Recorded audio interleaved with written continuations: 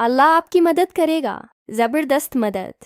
یوں بھی ہوتا ہے اکثر کہ دل کو لاکھ سمجھانے کے بعد اور بے شمار ضبط کرنے کے بعد بھی دل تھنکنے لگتا ہے۔ یوں محسوس ہوتا ہے کہ جیسے اب کوئی راستہ باقی نہیں رہا، جیسے سب ختم ہو گیا ہے، جیسے اب کچھ بھی بدل نہیں سکتا۔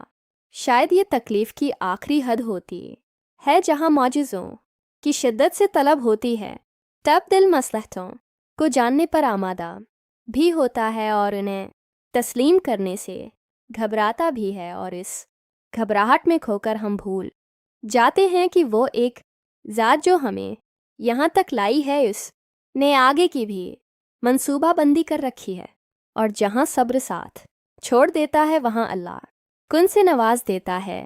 اللہ ماضی دیکھ کر نہیں، نیت دیکھ کر عطا کرتا ہے۔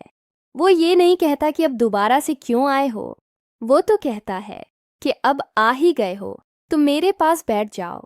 وہ یہ نہیں کہتا کہ پھر سے وہی کہانی لائے ہو، وہ تو کہتا ہے اب لے آئے ہو تو تسلی سے ساری کہانی سناؤ۔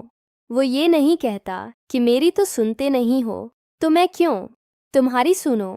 وہ یہ نہیں کہتا اپنی غرض کے لیے میرا نام کیوں لے رہے ہو، وہ تو کہتا ہے پکار ہی رہے ہو تو میرا نام دہراتے جاؤ، اتنا دہراؤ کہ میری محبت کے پاس نہ کہنے کی گنجائش باقی نہ رہے۔ بس پھر وہ مان جاتا ہے۔ پھر وقت کیا، حالات کیا، موسم کیا، دنیا کیا، نصیب کیا، سارا جہاں بدلتا ہے، اور اللہ تمہاری ایسی مدد کرے جو سب پر غالب آ جائے۔